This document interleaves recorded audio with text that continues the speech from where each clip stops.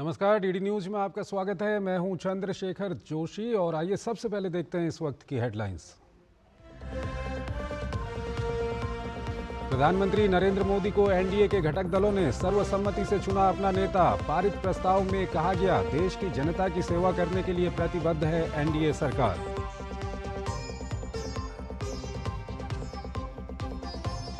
इंडी गठबंधन भी बना रही है रणनीति। कांग्रेस अध्यक्ष मल्लिकार्जुन खड़गे के आवास पर हुई बैठक। अभिषेक बनर्जी, शरद पवार, अखिलेश, तेजस्वी, स्टालिन और चंपई सोरेन समेत बाकी सहयोगी हुए शामिल। कांग्रेस अध्यक्ष मल्लिकार्जुन खड़गे ने कहा, इंडी गठबंधन भाजपा शासन के खिलाफ लड़ाई रखेगा जारी। महाराष्ट्र में एनडीए के खराब प्रदर्शन के बाद देवेंद्र फडणवीस ने उप मुख्यमंत्री पद की जिम्मेदारी से मुक्त करने का किया प्रस्ताव। महाराष्ट्र बीजेपी ने ठुकराया, कहा अभी सरकार में उनकी जरूरत। एकनाथ शिंदे ने भी कहा, चुनावी हार सामूहिक जिम्मेदारी। आंध्र प्रदेश में 9 जून को मुख्यमंत्री पद की शपथ लेंगे चंद्रबाबू नायडू। ओडिशा में भी बनेगी बीजेपी की सरकार। चुनाव में हार के बाद नवीन पटनायक ने राज्यपाल को सौंपा मुख्यमंत्री पद से इस्तीफा। और आईसीसी टी20 विश्व कप में भारत ने जीत के साथ किया आगाज। पहले मुकाबले में आयरलैंड को 8 विकेट से दी शिकस्त। जसप्रीत बुमराह बने मैन ऑफ द मैच।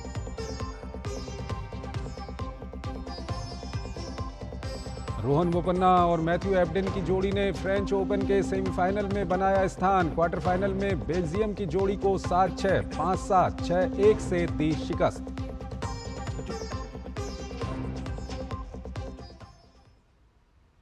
और आइए अब खबरों को विस्तार से देखते हैं। लोकसभा चुनाव के नतीजों के बाद भारतीय जनता पार्टी के नेतृत्व वाले राष्ट्रीय जनतांत्रिक गठबंधन एनडीए ने तीसरी बार बहुमत हासिल कर लिया है। नतीजों के बाद अब सरकार बनाने की कवायद शुरू हो गई है। इस बीच आज एनडीए की अहम बैठक हुई, जिसमें गठबंधन के विभिन्न नेता मौजूद रहे। पीएम आवास पर हुई एनडीए की बैठक में नरेंद्र मोदी को एनडीए का नेता चुना गया। बैठक में प्रधानमंत्री नरेंद्र मोदी, अमित शाह, जेपी नड्डा, राजनाथ सिंह, चंद्रबाबू नायडू, नीतीश कुमार, राजीव रंजन, संजय झा, एकनाथ शिंदे, जीतन राम मांझी, पवन कल्याण, अनुप्रिया पटेल, प्रफुल्ल पटेल, चिराग पासवान, एचडी कुमारस्वामी, प्रमोद बोरो, अतुल बोरा, सुनील तटकरे, इंद्र सुब्बा, सुदेश महतो और जयंत चौधरी मौजूद रहे। इस दौरान गठबंधन के सभी नेताओं ने प्रधानमंत्री नरेंद्र मोदी पर एक बार फिर विश्वास जताते हुए उन्हें सर्वसम्मति से एनडीए का नेता चुना। बैठक में प्रस्ताव पारित कर कहा गया कि मोदी जी के नेतृत्व में एनडीए सरकार भारत के गरीब, महिला, युवा, किसान और शोषित, वंचित व पीड़ित नागरिकों की सेवा करने के लिए प्रतिबद्ध है। भारत की विरासत को संरक्षित कर देश के सर्वांगीण विकास हेतु एनडीए सरकार भारत के जन जन के जीवन स्तर में सुधार लाने के लिए कार्य करती रहेगी। टीडीपी प्रमुख एन चंद्रबाबू नायडू ने एनडीए की बैठक होने के बाद कहा कि अगर हम एनडीए का हिस्सा नहीं हैं तो हम चुनाव कैसे लड़ सकते हैं। हमने ये चुनाव सामूहिक रूप से लड़ा है।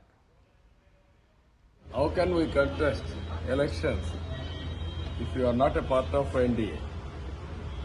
3 parties combined we collected. Why you got that doubt? I don't know. JDU सांसद राजीव रंजन सिंह ने कहा कि एनडीए की बैठक में सभी घटक दल के नेता मौजूद थे और सभी ने कहा है कि हम मजबूती के साथ प्रधानमंत्री के साथ हैं। में सभी घटक दल के नेता मौजूद थे और सभी घटक दलों के नेता ने एक स्वर से कहा कि हम सब लोग आदरणीय प्रधानमंत्री नरेंद्र मोदी जी के साथ हैं और तीसरी बार उनको प्रधानमंत्री जितना शीघ्रातिशीघ्र हो उसका शपथ ग्रहण उनको करना चाहिए। इससे पहले आज दिन भर सियासी हलचल जारी रही है। चुनाव के नतीजों के बाद प्रधानमंत्री नरेंद्र मोदी ने आज अपने मंत्रिपरिषद के साथ राष्ट्रपति द्रौपदी मुर्मू को अपना इस्तीफा सौंप दिया है। इसे राष्ट्रपति ने स्वीकार कर लिया और राष्ट्रपति ने पीएम और उनकी मंत्रिपरिषद से नई सरकार के गठन तक कार्यभार संभाले रखने का निवेदन किया।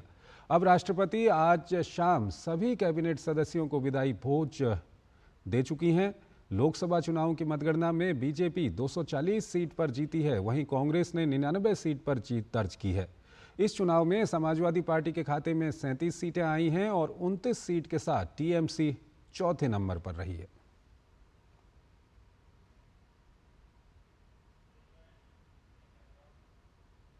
राष्ट्रपति द्रौपदी मुर्मू ने प्रधानमंत्री नरेंद्र मोदी के नेतृत्व में निवर्तमान केंद्रीय मंत्रिपरिषद के लिए राष्ट्रपति भवन में रात्रि भोज का आयोजन किया।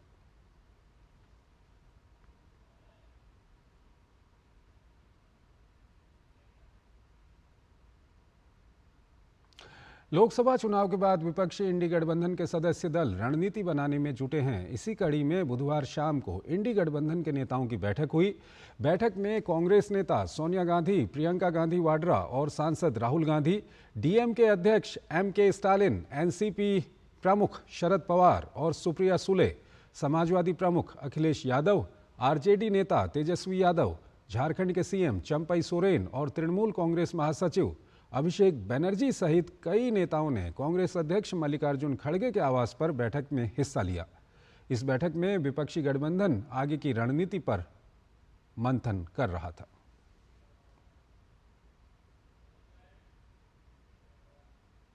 इंडिया ब्लॉक की बैठक के बाद मल्लिकार्जुन खड़गे ने कहा कि इंडिया ब्लॉक के लोग हमारे गठबंधन को मिले भारी समर्थन के लिए भारत के लोगों को धन्यवाद देते हैं। उन्होंने कहा कि इंडी गठबंधन भाजपा के फांसीवादी शासन के खिलाफ लड़ना जारी रखेगा। The constituents of India bloc thank the people of India for the overwhelming support received by our allies. The people's mandate has given befitting reply to the BJP and their politics of hate, corruption and deprivation. This is a mandate in defense of the Constitution of India and against price rise, unemployment and crony capitalism, and also to save democracy. The India bloc will continue to fight against the fascist rule of the BJP led by Modi. Lok Sabha चुनाव 2024 में भाजपा के कद्दावर नेता अनुराग ठाकुर ने लगातार 5वीं बार अपनी Lok Sabha seat पर जीत का परचम लहराया है। अनुराग ठाकुर की इस जीत ने जहां एक बार फिर उनकी लोकप्रियता और जनता के बीच उनकी पैठ को साबित कर दिया है, वहीं उनकी क्षमता पर सवाल उठा रहे विरोधियों को भी मुंहतोड़ जवाब दिया है। 2011 में सर्वश्रेष्ठ युवा सांसद पुरस्कार जीतते हुए अपने राजनीतिक सफर में निरंतर आगे बढ़ रहे अनुराग ठाकुर आज केंद्र की राजनीति में भी एक बड़ा चेहरा बन चुके हैं।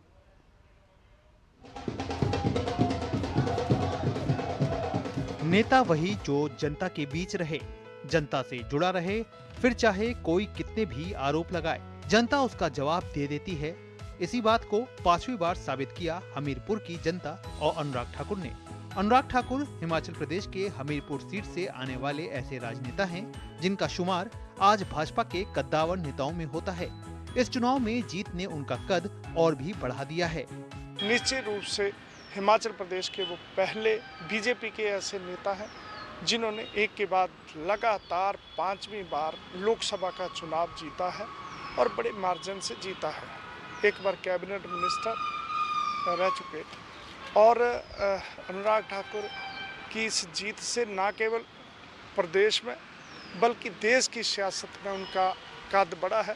हमारे लोकसभा के अंदर विकास हुआ है, एम्स जैसा बड़ा संस्थान आया है, हॉस्पिटल, फिर मेडिकल कॉलेज खुले हैं, फिर इंजीनियरिंग कॉलेज खुले हैं, ट्रिपल आईटी स्लो आया है। मतलब शिक्षा के क्षेत्र में और स्वास्थ्य के क्षेत्र में, साथ में व्यापारिक क्षेत्र में आज 13 ट्रेन उन्ना विधानसभा के अंदर रेलवे स्टेशन पे आती हैं। भारत सरकार में केंद्रीय सूचना एवं प्रसारण और युवा मामले एवं खेल मंत्री की महत्वपूर्ण जिम्मेदारी संभालने वाले अनुराग ठाकुर का सफल राजनीतिक सफर उनकी कड़ी मेहनत और समर्पण को दर्शाता है। इतने महत्वपूर्ण मंत्रालय को सफलतापूर्वक संभालना बड़ी जिम्मेदारी है, लेकिन इस जिम्मेदारी के बीच वे अपनी क्षेत्र की जनता से दूर नहीं हुए। केंद्र के साथ साथ अपने राज्य और क्षेत्र को लेकर वे हमेशा सजग और कार्य करने को तत्पर रहे। उनके किए कामों का नतीजा है कि वो लगातार चुनाव जीते हैं। अनुराग ठाकुर जी की जीत का एक सबसे बड़ा जो कारण है वो ये है कि वो एक मिलनसार व्यक्ति होने के साथ साथ एक भारत सरकार में बहुत बड़े मंत्रालय के मंत्री रहे और उस मंत्रालय में भी अच्छा काम किया और खासकर अपनी कॉन्स्टिट्यूंसी में।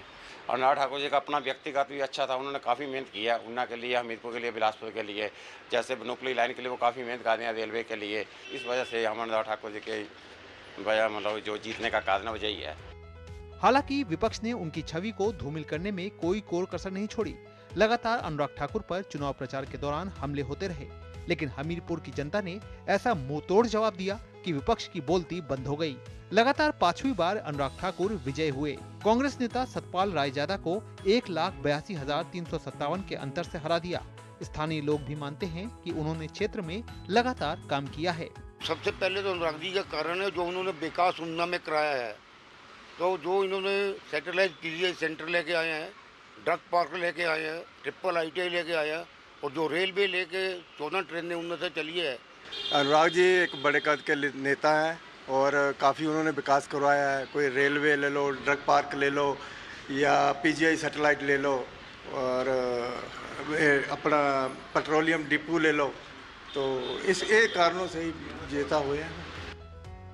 लोकतंत्र में जनता ही सर्वोपरि है। यही वजह है कि तमाम दुष्प्रचार और आरोपों के बाद भी हमीरपुर में अनुराग ठाकुर की जीत सभी आरोपों का करारा जवाब देती है। शिमला से नंदनी मित्तल के साथ ब्यूरो रिपोर्ट, DD न्यूज। इस बार के जनादेश में बीजेपी ने कई राज्यों में क्लीन स्वीप कर सर्वश्रेष्ठ प्रदर्शन किया है, तो वहीं भाजपा ने कई राज्यों में अपने वोट शेयर में भी जबरदस्त सुधार किया है।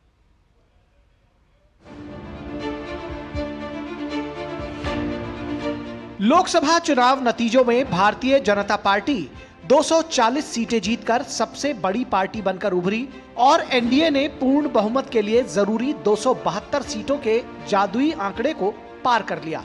बीजेपी की अगुवाई वाले NDA को 292 सीटों पर जीत मिली है, जबकि विपक्षी गठबंधन को 234 सीटों पर जीत मिली, जो बीजेपी की कुल सीटों से भी 6 कम है।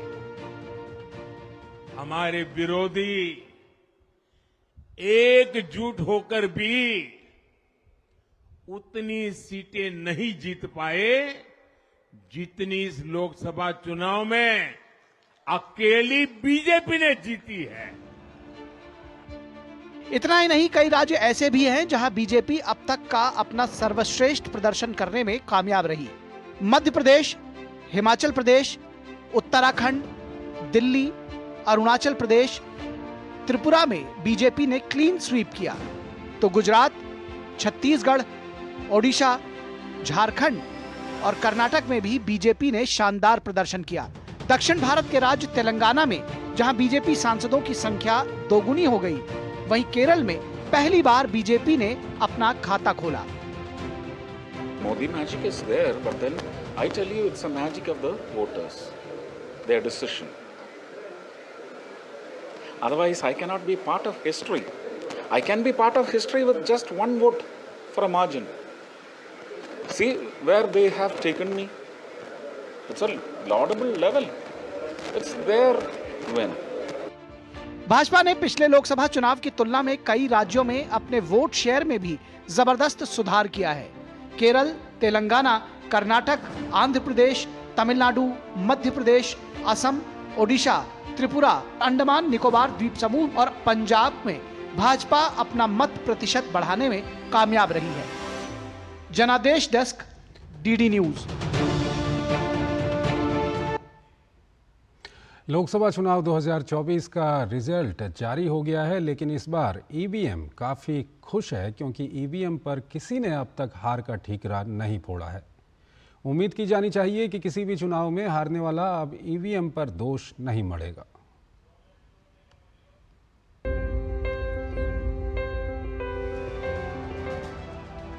लोकसभा चुनाव 2024 के चुनाव नतीजों की खास बात ये भी रही कि EVM पर किसी ने अब तक हार का ठिकरा नहीं फोड़ा है।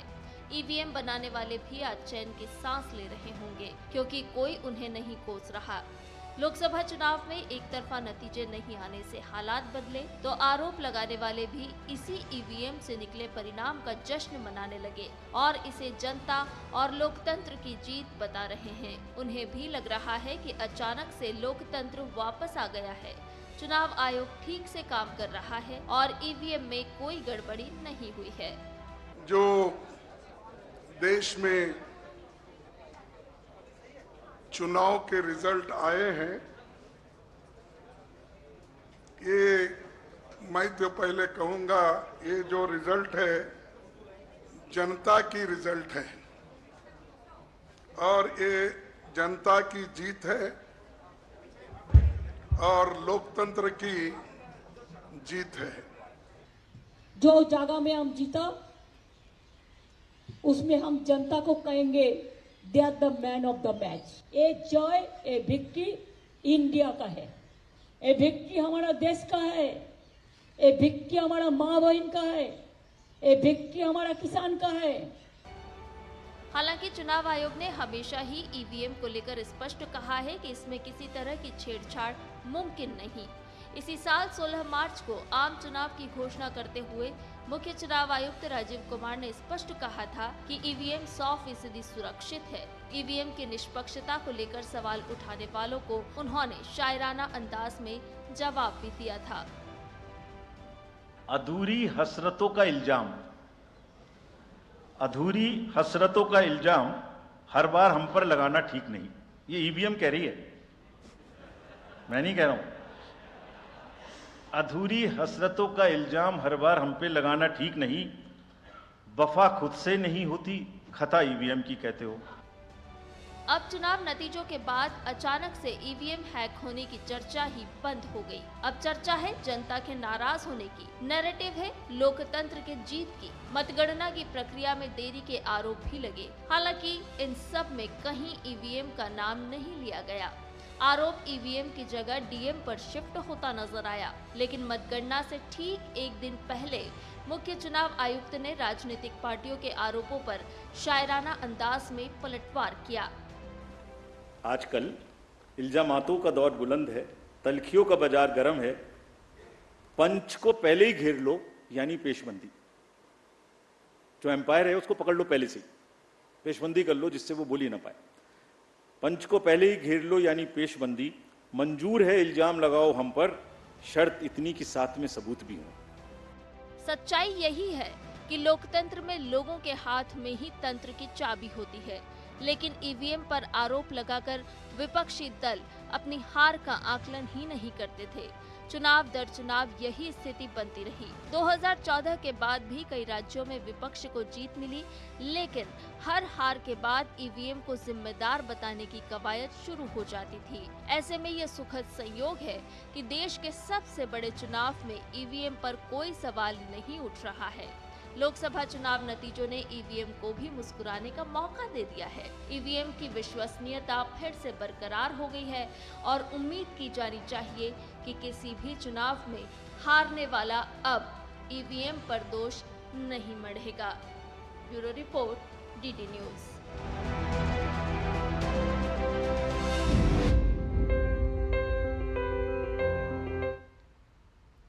टीडीपी प्रमुख एन चंद्रबाबू नायडू 9 जून को 11:53 पर आंध्र प्रदेश के मुख्यमंत्री पद की शपथ ग्रहण करेंगे।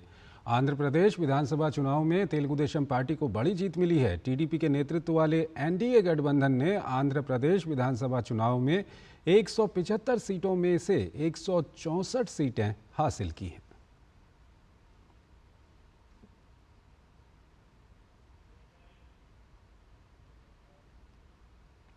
ओडिशा के निवर्तमान मुख्यमंत्री और बीजेडी प्रमुख नवीन पटनायक ने भुवनेश्वर के राजभवन में राज्यपाल रघुवर दास से मिलकर अपना इस्तीफा सौंप दिया है। विधानसभा चुनाव में बीजेडी की हार हुई है। पार्टी को राज्य की कुल 147 सीटों में से सिर्फ 51 सीटों पर जीत हासिल हुई है। राज्य में 78 सीटों के साथ भाजपा सबसे बड़ी पार्टी के रूप में उभरी है। राज्य में भाजपा पहली बार अकेले सरकार बना रही है।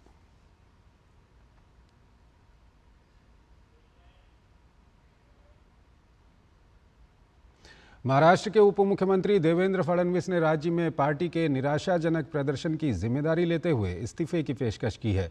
देवेंद्र फडणवीस ने कहा कि वो महाराष्ट्र के नतीजों की जिम्मेदारी लेते हुए भाजपा आलाकमान से सरकार की जिम्मेदारी से मुक्त करने का अनुरोध कर चुके हैं। उन्होंने कहा कि अगर वो पद से मुक्त रहेंगे तो आगामी चुनावों में पार्टी के लिए कड़ी मेहनत कर सकेंगे। पर महाराष्ट्र बीजेपी ने उनके प्रस्ताव को ठुकरा दिया और कहा कि अभी सरकार में उनकी ज़रूरत है। मुख्यमंत्री एकनाथ शिंदे ने भी कहा कि चुनावी हार सामूहिक जिम्मेदारी है। ये जो हमारा महाराष्ट्र में डिबैकल हुआ है या जो हमें एक प्रकार से हार मिली है, हमारी सीटें कम हुई है, इसकी पूरी जिम्मेदारी ये मेरी है। मैं इस जिम्मेदारी को स्वीकारता हूं। कहाँ कमियां रही है उसको पूरा करने की कोशिश करूंगा। मैं भागने वाला आदमी तो हूं नहीं और जोरों से मैदान में उतरूंगा और हमारी पूरी पार्टी को साथ में लेकर हम लोग वापस नई स्ट्रैटेजी तैयार करेंगे और नई स्ट्रैटेजी तैयार करके हम लोग जनता के बीच जाएंगे।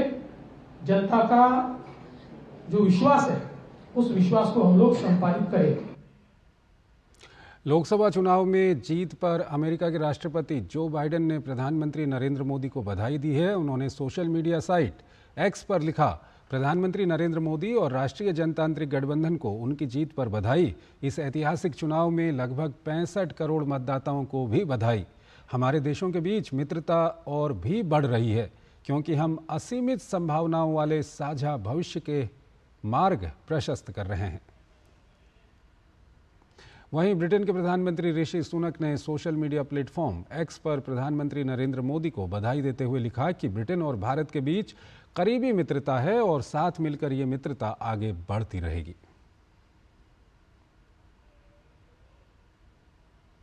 फ्रांस के राष्ट्रपति इमैनुअल मैक्रों ने सोशल मीडिया प्लेटफॉर्म एक्स पर प्रधानमंत्री नरेंद्र मोदी को बधाई देते हुए लिखा कि भारत ने दुनिया के सबसे बड़े चुनावों का समापन कर दिया है। बधाई हो नरेंद्र मोदी, मेरे प्यारे दोस्त। हम साथ मिलकर भारत और फ्रांस को एकजुट करने वाली रणनीतिक साझेदारी को मजबूत करना जारी रखेंगे।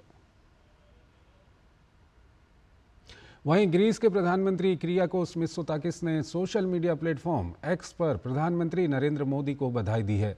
उन्होंने अपने बधाई संदेश में लिखा है कि मैं नरेंद्र मोदी को उनकी चुनावी जीत के लिए हार्दिक बधाई देता हूं। दुनिया के सबसे बड़े चुनावों में भाग लेने के लिए भारत के लोगों को भी बधाई। भारत और ग्रीस वैश्विक स्थिरता और सहयोग के लिए रणनीतिक साझेदार के रूप में मिलकर काम करना जारी रखेंगे। मोल्दोवा के प्रधानमंत्री डोरिन रेकिन ने पीएम नरेंद्र मोदी को चुनाव में मिली जीत के लिए बधाई देते हुए सोशल मीडिया प्लेटफॉर्म एक्स पर लिखा, भारत में चुनाव जीतने पर नरेंद्र मोदी को बधाई। मोल्दोवा गणराज्य की सरकार की तरफ से मैं भारतीय लोगों को निरंतर सफलता और समृद्धि के लिए शुभकामनाएं देता हूं। हम अपने दोनों लोकतंत्रों के बीच संबंधों को मजबूत करने के लिए तत्पर हैं। वहीं संयुक्त अरब अमीरात के राष्ट्रपति शेख मोहम्मद बिन जायद अल नाहयान ने प्रधानमंत्री नरेंद्र मोदी को लोकसभा चुनाव में जीत की बधाई दी। उन्होंने अपने बधाई संदेश में लिखा, मैं अपने मित्र नरेंद्र मोदी को प्रधानमंत्री के रूप में पुनः निर्वाचित होने पर हार्दिक बधाई देता हूं। भारत को और अधिक प्रगति और विकास की ओर ले जाने में उनकी सफलता की कामना करता हूं। हमारे दोनों देशों के बीच गहरी रणनीतिक साझेदारी है। मैं हमारे देशों और हमारे लोगों के साझा विकास के लक्ष्यों को आगे बढ़ाने के उद्देश्य से निरंतर सहयोग की आशा करता हूं। वहीं दक्षिण कोरिया के राष्ट्रपति ने सोशल मीडिया प्लेटफॉर्म एक्स पर प्रधानमंत्री नरेंद्र मोदी को बधाई देते हुए लिखा कि प्रधानमंत्री नरेंद्र मोदी को भारतीय जनता के व्यापक समर्थन से आम चुनाव जीतने के लिए बधाई। परिणाम आपके उत्कृष्ट नेतृत्व में उनके अटूट विश्वास को दर्शाता है। दक्षिण कोरिया विशेष रणनीतिक साझेदारी को गहरा करने के लिए आपके साथ मिलकर काम करने की आशा है।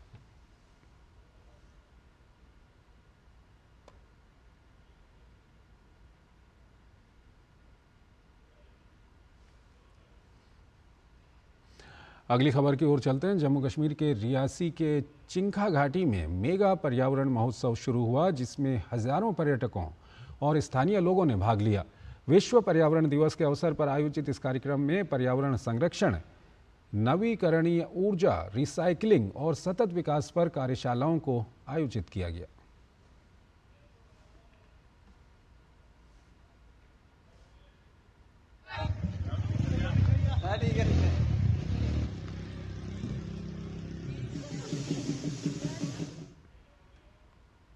पेड़ कितना ज़रूरी है ये तो आपने खुद ही कह दिया।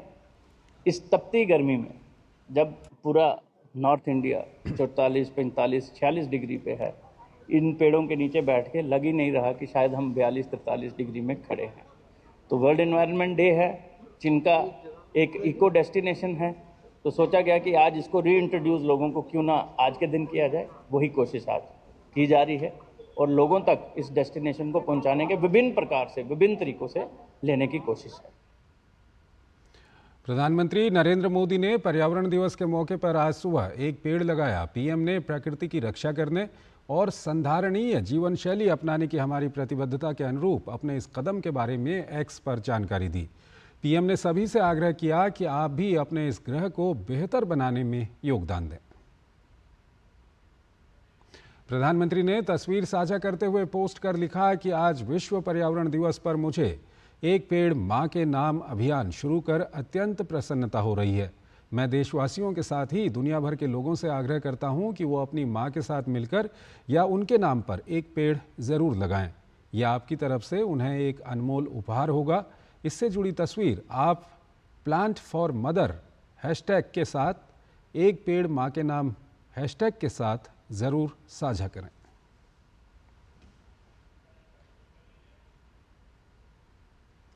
थल सेना प्रमुख जनरल मनोज पांडे ने दिल्ली छावनी में निर्माणाधीन थल सेना भवन का निरीक्षण किया। इस दौरान उन्होंने सेना मुख्यालय कैंप में सैनिकों के लिए नवीनतम लाइट गेज स्टील फ्रेम तकनीक से बनी एक अत्याधुनिक आवासीय बैरक का उद्घाटन भी किया। थल सेना भवन भारतीय सेना के बुनियादी ढांचे के आधुनिकीकरण के उद्देश्य से एक प्रमुख परियोजना है, जिसका निर्माण 15 मार्च 2023 से चल रहा है। परियोजना को जून 2025 तक पूरा होना है। परियोजना को उच्चतम इंजीनियरिंग मानकों के अनुरूप पूरा किया जा रहा है।